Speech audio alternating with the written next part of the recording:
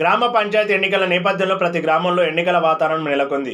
నాగర్ కర్నూలు జిల్లాలో రెండో విడత పంచాయతీ ఎన్నికలు ప్రశాంతంగా ముగించడం జరిగింది. ఇదే తరహాలో నాగర్ కర్నూలు మండలం పుల్యాల గ్రామంలో 107 ఓట్ల మెజార్టీతో బీఆర్ఎస్ పార్టీ గోరెంట్ల పూజావతి గెలుపొందడం సంబరాలు జరుపుకోవడం జరిగింది. అనంతరం ఇటు విషయంపై పుల్యాల గ్రామ మాజీ బీఆర్ఎస్ రవీందర్ రెడ్డి, గెలుపొందిన అభ్యర్థి పూజావతి రాజు మరియు రాజురెడ్డి, మాజీ డిప్యూటీ సర్పంచ్ నాగేంద్ర గౌడ్ ప్రజలు తమ విజయాలను మీడియాతో పంచుకోవడం జరిగింది.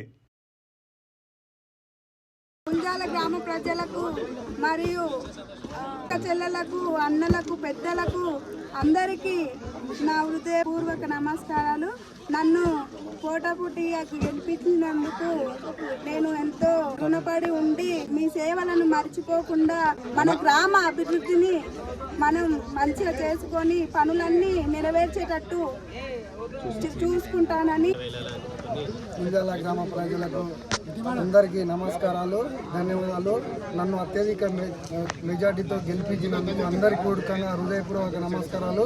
నాపై ఇంత పెద్ద బాధ్యతను మోపినందుకు నేను అందరికీ రుణపడి ఉన్నాను. ప్రతి ఒక్కరికి అందరినీ కలుపుకొని పోయి ప్రతి ఒక్కరికి సేవ చేయడానికి నేను ముందుకు వస్తున్నా.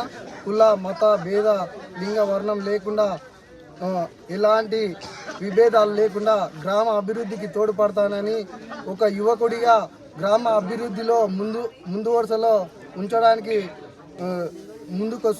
ముందుకొచ్చిన నన్ను ఈ మెజార్టీతో గెలిపించినందుకు అందరికీ నమస్కారాలు, అందరికీ ధన్యవాదాలు. ఈరోజు నేను ఒక మాజీ సర్పంచ్గా బీఆర్ఎస్ పార్టీ తరఫున పూజావతి పూజావతి గారిని బలపరచడం జరిగింది.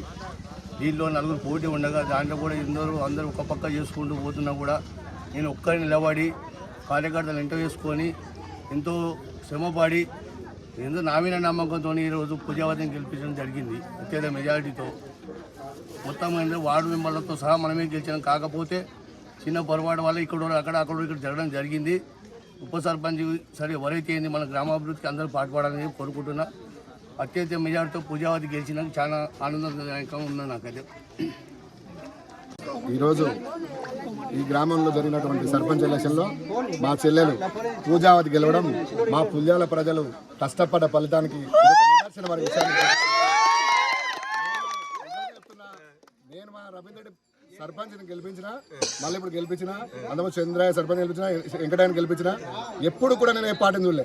రవీంద్ర రెడ్డి కూడా ఎప్పుడు ఏ పార్టీ చూడలే. ఎవరికి కష్టం వచ్చినా, ఎవరికి ఏ ఆపద వచ్చినా నేను ఒకరితోటి రూపాయి తీసుకున్నట్టున్నా ముక్కు నాలుగు రాస్తా. అదొకటి. అందరినీ పనిచేస్తా, ఎవరిని ఇబ్బంది పెట్టాను. సర్పంచ్ అయినా కాళ్ళు పట్టుకుంటా, ప్రతి ఒక్కరికి పని చేస్తా. ఎవరికి వచ్చినా, ఎవరికి ఇల్లు రాలేదని కానీ, ఎవరికి పింఛన్ రాలేదని కానీ అటువంటి నేను ఎప్పుడు పైసలు తీసుకొని పని మాత్రం పక్కా చేస్తా. ఒక జిరాక్స్ కూడా రూపాయి తీసుకున్నట్టుంటే 20 సంవత్సరాల చరిత్రలో 4 సర్పంచ్లు గెలిచిర్రు.